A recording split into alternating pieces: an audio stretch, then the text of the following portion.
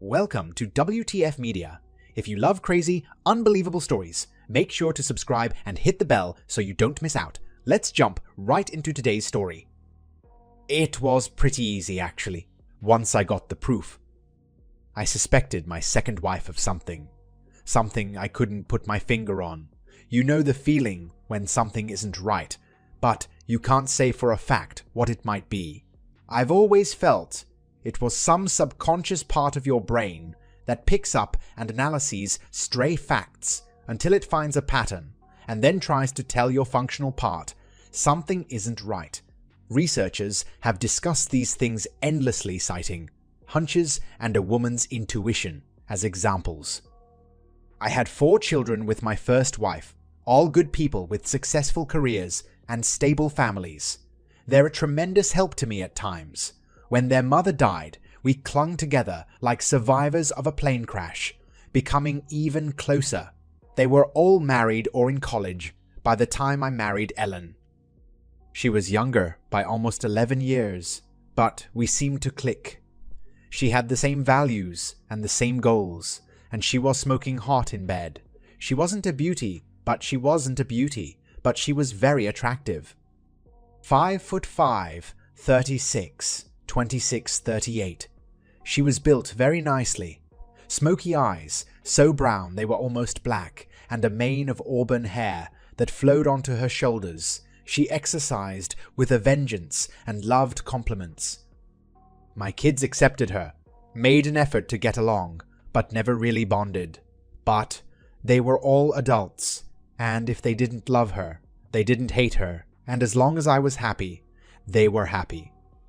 We had been married about 6 years when I got the itch, that prickly feeling that something was off. I was 55, she was 46 by then. I caught her in a few small lies, nothing serious until you added them all up. Finally, I couldn't shake off my unease and went to see my oldest. Melody was an attractive woman in her mid-30s, with an accountant husband and 2 girls who loved seeing Grandpa. She looked like an accountant too, but looks were deceiving, a fact that kept her busy and fattened their bank account. Nell owned one of the most successful private investigation firms in the Southeast. She had 2 degrees, one that had something to do with computers, and one in psychology. She was a walking lie detector, analyzing body language and voice inflections almost unconsciously. It made it very hard to surprise her. She had 5 offices and had as many tech wizards as detectives. One of her tricks was hiring older ex-cops, both men and women and young geeky-looking kids, who notices a geek with a laptop or grandma out for a morning stroll. Not many, if her bank account is any measurement. I gave her the money to start her business, part of the insurance I got from her mother's passing. She tried to pay me back a few times, but gave up when I threatened to never attend another family function with her unless she dropped it.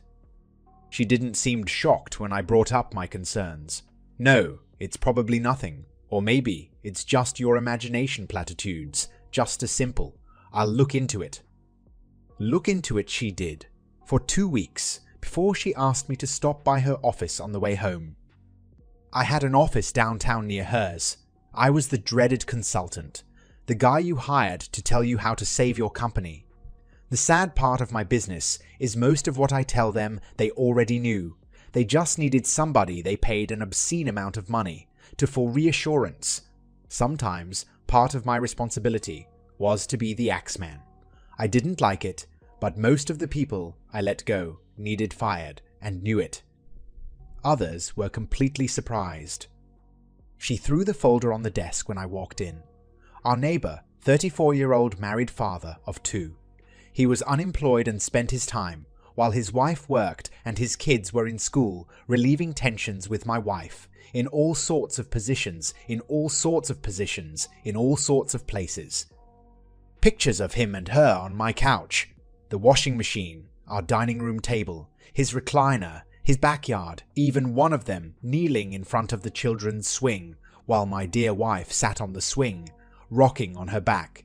Damn, what did he have against beds? Nell watched me closely, knowing me well. Don't do anything stupid, Dad. Just dump her and get on with your life. She can't take anything from you. The prenup took care of that. I know you. I inherited my devious mind from you. If you think of something, don't do it." It was too late, but I thanked her for her advice. She looked at my eyes and picked up the phone. "I'm calling Junior. He needs to know anyway. He is your lawyer, after all. Maybe he'll talk you out of whatever you've got planned." That led me to the den of my oldest son. Mel sent me some of the photos. I've already started the paperwork. You need to remain calm and let me handle it. Please, Dad. "Okay," I said calmly. "When can you make it happen?" "This is Tuesday. I'll file tomorrow, pull in a favor or two, and have her served whenever and wherever you want on Friday. You going home?" "Yeah, I'll make nice for 2 days, I guess. She doesn't pay attention to me much here lately. She'll never notice anything off." He stood as I got up to leave, putting his hand on my arm. "Don't do it, Dad." "Do what?" I asked. "Whatever it is you've got planned. I can see it in your eyes." I assured him I had no intention of doing something stupid. I found out later I wasn't to my car before he called his friend, one of the most successful defense lawyers in the state. "Dave, keep your schedule flexible. I may have to use you shortly." I was right. She didn't notice a thing. I was taking a few days off between assignments, so I thought I'd pop in on my youngest son. He was in the back, but when he heard the bell, he came out, grinning. "Hey Dad, what's up? Before you answer me, I already know. Junior and Mel called me last night. I figured you'd come by. What can I fix you up with?" He was my wild child, covered with tattoos and piercings. He had never been in trouble his whole life. He had inherited his mother's wicked sense of humor and my sense of right and wrong. He could have studied anything he wanted in college, but he took his lifelong fascination with weapons and built it into a very lucrative business. I did the same for him as I did my other kids and gave him startup money. He was a master gunsmith with an almost cult following. He specialized in SWAT team weapons, customizing and tricking out their weapons. He guaranteed their sniper rifles to 350 yards. You could cover the first 3 shots with a quarter, and the next 3 with a 50-cent piece. If you could hold it steady, you could hit it. He did all the work for the 3 largest cities around, as well as most of the Federal Bureau of Investigation work. He also had a very profitable gun shop and a police equipment supply line. I had plenty of weapons thanks to him, and the family often shot together on a 20-acre piece of land I owned way out in the county that we had converted into a gun range. He sighted all his weapons in there. He was married, something I didn't think would ever happen. She owned her own tattoo shop and was very talented, and her work appeared regularly in magazines. It was love at first sight. I liked her quite a bit. I picked up a few new items he showed me. Never knew when they might come in handy. On the way home, I got a call from my youngest daughter, a nurse practitioner, and a partner in her office. "I heard, Dad. Are you all right? Need anything? You're not going to do anything stupid, are you?" I smiled. I could see her frowning over the phone, her reading glasses perched on her nose. "Don't worry, baby. Think I'm gonna screw up and miss the birth of my newest grandchild? Not a chance. I could use a few sleeping pills. The last few days I haven't been able to sleep." I had gotten a prescription from her right after her mother died. I couldn't sleep in grief. I didn't take them long. They were very strong. Over the years, especially if I was working with a business I knew wouldn't make it, I would stress out. She would only prescribe a week's worth. Sometimes she just gave me samples. After warning me again, she promised to call in a prescription to the pharmacy. Thursday night I sat down to a nice dinner with my wife. We had a pleasant conversation. If I didn't already know, it would have been hard to believe what she was doing. I opened a bottle of wine, one from a local vineyard I knew she loved. I had picked it up that day. I poured her a glass as we relaxed after our meal. I didn't care for wine, a fact she well knew, so she wasn't surprised when I opened a beer. When her glass went empty, I poured her another and got a second beer. About halfway through the second glass, she was nodding. "You seem sleepy, honey. Why don't you lie back on the couch and relax? I'll put some music on and clean up the kitchen." She mumbled something that sounded like thank you and started snoring. I cleaned the kitchen and made 2 phone calls. Now was the extent of the first. The second took a little longer. "Sandy, how are you?" "Good. Did Barry get a job yet?" "Well, I may have something for him. I'm meeting this guy at his factory to observe his second shift capabilities. Why not have him come over and ride with me? He needs a night operations manager pretty badly. The pay is in the mid-40 range. Think he might be interested?" "Great. Have him come over in about 30 minutes. I made a note to toss the burner phone as soon as I could and went outside to wait. I had a mid-90s GMC truck that I hardly ever drove. It came with a slimline bed cover that I removed immediately. What good is a truck if you can't use it to haul stuff? Earlier that day, I had put it back on. A few minutes later, Barry strolled up. He thanked me for my help and talked about how much he liked my wife and me. "Not a problem, Barry. What are neighbors for? Before we go, could you look and see if I've got the bolts right on this thing? My car is in the shop, and she hates it when I drive hers. I'd hate for this thing to fly off as we go down the road." I had the cover lid up and the tailgate down. He leaned over to check the bolts when I hit him with the stun gun. He quivered, made a sighing sound, and went out like a light. I shoved him the rest of the way in, closed the tailgate and lid, and left. I drove for about 5 minutes before pulling off at a secluded spot. He was just coming around when I zapped him again, this time taking the opportunity to put the handcuffs and leg shackles on. I drove out to our gun range. It took about 30 minutes, 10 minutes on a dirt road so neglected it looked like a goat path. I probably went a little too fast and hit a few of the bumps a little hard. Must have been my anger. I unlocked the gate and drove through. As I relocked it, I could hear him yelling and thumping around. I made a mental note to remember the gag on the way back. I bounced on out to the range. Damn, I never realized how rough the road was, but then again, I had never driven it that fast before. He started yelling as soon as I opened the tailgate. I grabbed him by the leg restraints and pulled him out. He made a thumping sound as he hit the ground. He opened his mouth to complain, and I shoved the barrel of my Judge in it. In case you don't know, a Judge is a revolver capable of firing 45s or 45s or 410 shotgun shells. He got quiet. "Listen up, asshole. I'm going to let you up.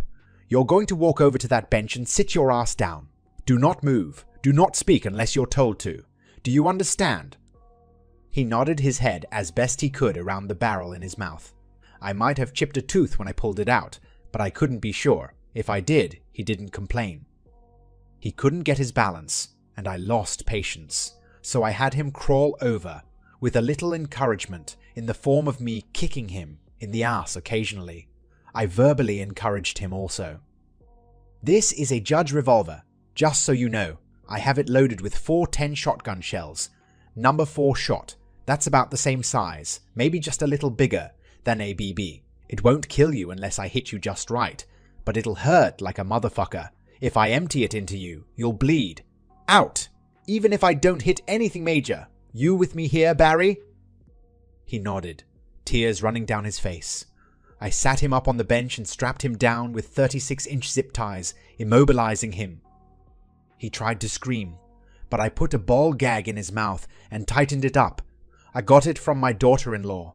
She sold sex toys as a sideline to her tattoo work. It led to many interesting dinner conversations, and my daughters and daughters-in-law, with a few select friends, would get together once every 3 or 4 months to look over the latest merchandise. It always led to some very happy husbands. I pulled up a camp chair and sat in front of him. I could see the tracks of his tears in the light of the full moon. "Know why we're here, Barry?" He shook his head no. "Come on, Barry, you're smarter than that. What could possibly motivate a nice guy like me to do this to anybody? Think, Bar, think. Sometimes severe emotional trauma causes it. What kind of trauma could make people snap? The death of a child, the loss of a job, abandonment of loved ones. Oh, I got it. How about infidelity? Many a man has been driven over the edge by having his wife betray him. Many seek revenge, pain and sadness for everyone involved. And the collateral damage, divorce, loss of children, it just gets uglier and uglier. Wouldn't you say so, Barry? Got any comments? Really? I stopped and laughed. Oops, silly me here, let me help you. I ripped the gag off, taking a little scalp with it. There, now we can talk like civilized people. Your turn, Barry. I've monopolized the conversation enough, wouldn't you say? Speak, Shoal! I practically screamed the last at him. He was sobbing. I'm sorry, really sorry, but she came on to me, and I... The slap rang in the night. Did it matter who came on to the other? Her coming on, did that make her any less married? Did it make you? Either one of you could have done the right thing and walked away. But you didn't, did you? Think what I'm about to put you through is worth some married old pussy? He was crying, almost incoherent. This is what got you, Barry. It's a fully functioning flashlight with a stun gun built in. You just shove it hard against someone and the prongs come out and zap. Stings like a bitch, that's what I hear anyway. My youngest son gave it to me. I stood up and walked around him, checking his bonds. I stopped in front of him and pulled a bag off the seat of the truck. I got some toys for us to play with, Barry. This is going to be fun, huh? Look at this. I pulled out a pair of heavy-duty shears, snicking them at him a few times. He freaked when I started cutting his pants off. He was moving until I reminded him if he didn't stay still, accidents could happen. I tossed the pants aside and eyed him. Damn, Barry, I expected more. Hard to believe that little thing is causing you so much grief. Did I mention that my oldest daughter owns a private investigations company? Quite good, I hear. I held up a sheaf of papers. I shook my head. Barry, Mrs. Oliver. She must be 60 or better. And Mrs. Grant, she can't be more than 25, and weighs at least 250. You don't cull much, do you? And Mrs. Jeffries? I thought you hated black people. Good to see you've overcome your prejudices. Her husband must be what, 6'5"? I bet he weighs close to 300. Surprisingly, I thought prison guards would be a bit more fit. You've certainly been a busy boy in the neighborhood, haven't you? Do you have anything left over for that sweet wife of yours? Remember her. The one that gave you 2 children. The one that gave you 2 children? The one who's working all the overtime she can get to keep your sorry ass up. I bet it would break her heart to see these pictures. Don't you? He struggled and moaned. I patted his head in a fatherly fashion. Don't worry, Barry. I'll be sure to offer her a shoulder to cry on. I'll help her and the kids any way I can. Heck, when you lose the house, I might let her and the kids move in with me. You do know that Miss Oliver's son is the vice president in charge of mortgages for your bank, don't you? You never got along in school, if I remember right. I'll console her as best I can. Maybe she'll be really grateful. There might be snow on my roof, but there's still fire in my stove, thank goodness. I like kids, so it would be a win-win for us. Heck, I might even adopt them. You wouldn't mind, would you? He was slumped over. I patted his cheeks a couple of times, then slapped him. Good. I was afraid you were taking a nap. Don't get slack. We have a lot to do. I'm going to give you some choices, Barry. I want you to think hard about them. When I'm done, I'll give you a minute to decide. But Barry, I expect a decision before we leave. Understand? Good. I reached into the bag and pulled out something that had handles like pliers, but had 3 prongs in front. Can you guess what this is? It's a bull bander. It's a castration device. You take one of these. I held up a 1/2 inch wide rubber band that was only about 1 inch around and put it on like this. I put the band over the 3 prongs and squeezed the handle. The prongs immediately spread the band about 4 inches. What you do is take the bull calf by the scrotum and slide this over it. When you release the handle, the band pops off and constricts the scrotum. It's supposed to be very painful the first hour or so, then the calf goes numb. In 3 days, The testicles no longer work. In a week and a half to 2 weeks, the scrotum drops off. Quick, almost painless, non-invasive. It's perfect. Did I mention my youngest daughter's husband owns a beef operation with his father? He had sheer terror in his eyes. I held up a bottle of pills. Now this, I got from my youngest daughter also. It's actually for animals, specifically oversexed male dogs in the pounds. One of these makes a dog impotent for a week. 2 at the same time lasts about a month. 3 or over at the same time and the effects aren't reversible. I figure for your... Wait, I need to give you 6. The sobs were coming hard and fast now. I held his head up and showed him some drawings and something that resembled a gun. One of my daughter-in-laws gave me this. It's a tattoo gun. See these drawings? All I have to do is hold them to you and follow the lines. Do you prefer blue or black ink? I had the truck headlights on, so he could plainly see the drawings. I held up one. It was a life-size detailed drawing of a dick. This is my favorite. It goes across your cheek, with the head on the edge of your lips. I got another one that says I love dick to go across your forehead. Think it will make you popular with the ladies. I sat back and sighed. Well, there you go, Barry. Pick one. If you don't, I'll probably do all of them to you. Oops, I forgot one. I held up even more papers. My oldest son is a lawyer. These are alienation of affection suits, legal in this state. One for me, one for Mr. Jeffries, and one for Mr. Grant. Mrs. Oliver is a widow, but she's named as a widow.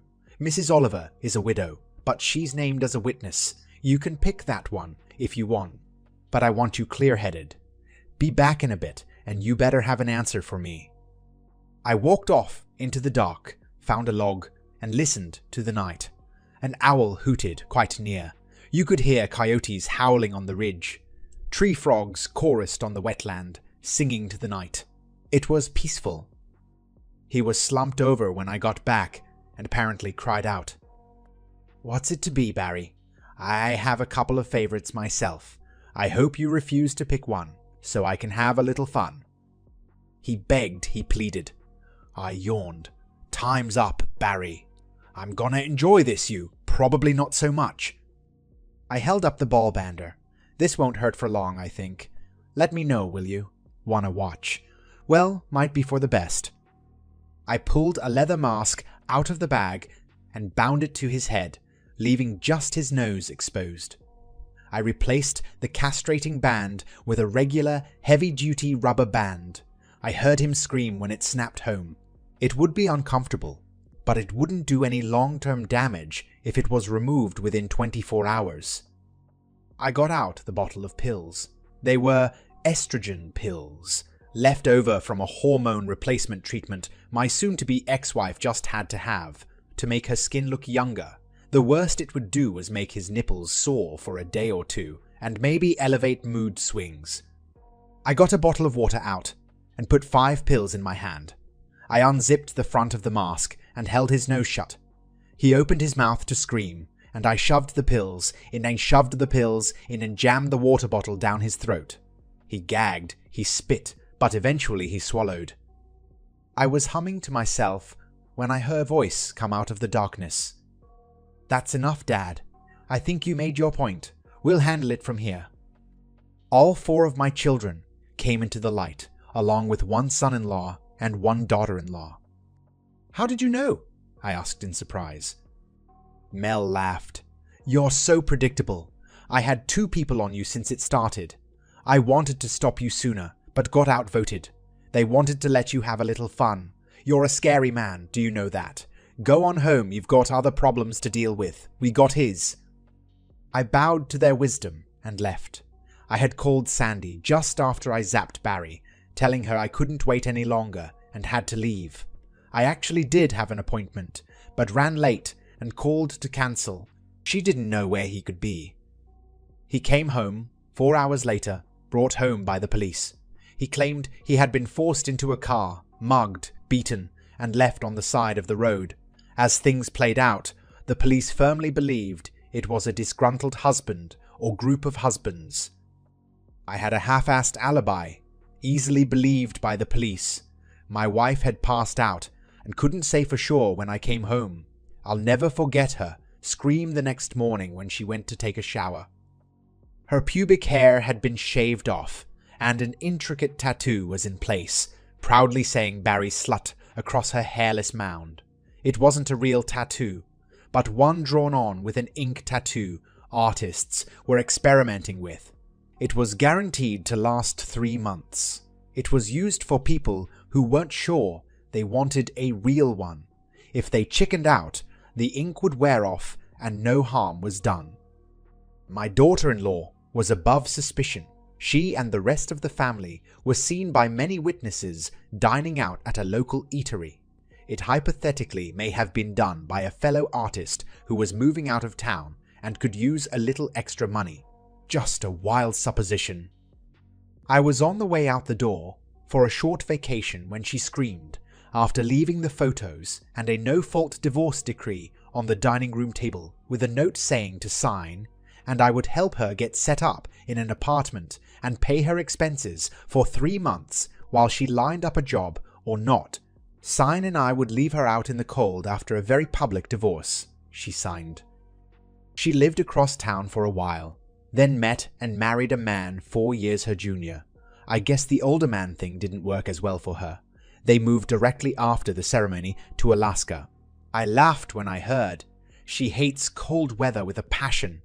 I never asked why she decided to cheat. In fact, I never actually spoke to her again. The lawyers handled everything. Photos showed up in various mailboxes in the neighborhood. Sandy kicked Barry out, and he took off for parts unknown, just ahead of Mr. Jeffries and Mr. Grant. After the dust settled, I had Mel track him down so divorce papers could be served and child support established. I heard it's a strain for him to pay the mandated amount of support and live decent life, but as long as he pays, nobody really cares. I unofficially adopted Sandy as another child, indeed giving her a shoulder to cry on. I talked to Mr. Oliver and got her mortgage renegotiated. He was very sympathetic. So sympathetic that 11 months later, I kept the boys with me while they honeymooned. His wedding gift to her was the paid note on her house. The boys got a little sister 2 years later. Mr. Jeffries divorced his wife, as did Mr. Grant. Mrs. Jeffries moved across town and spent the next 3 years trying to reconcile. He finally started talking to her, and she moved back into the neighborhood. They have yet to remarry. Mrs. Grant had nowhere to go, being from out of state. I saw her walking down the road with a single suitcase, crying. I felt responsible, so I took her home and put her in a spare bedroom. She took over my household, keeping it spotless. It turns out she had a good head for business, so now she runs the home office as well. I bought us a gym membership, and while I toned up, she lost over 100 pounds. She became very attractive. Men swarmed around her until she made it clear she wasn't in the market for another partner. The one she had would do just fine. After she lost the first 50 pounds, she surprised me, waking me in the middle of the night by bouncing on my bed. "I think it passes," she said. "Passes? What in the world are you talking about?" It took me a second to realize she was naked. The weight test. I've been wanting to do this forever, but was afraid the bed wouldn't support both of us. Now, move over. I always sleep on the right. My kids thought it was a riot when she announced at Thanksgiving dinner we were going to start a family. I tried to talk her out of it, but she said I was about 6 weeks too late. I did the right thing and married her. All 4 of my kids had a long talk with her about my views on fidelity. I think it may have scared her. Come to find out, her husband was cheating on her, and she was doing Barry strictly for revenge. Unfortunately, thanks to me, he had evidence and she didn't. Our daughter was born about 3 days before my 5th grandchild. I was 10 days shy of my 58th birthday. I figured it out. I'll be 80 when she graduates from college. The kids recently had a Halloween party and insisted we come. It was a horror-themed affair.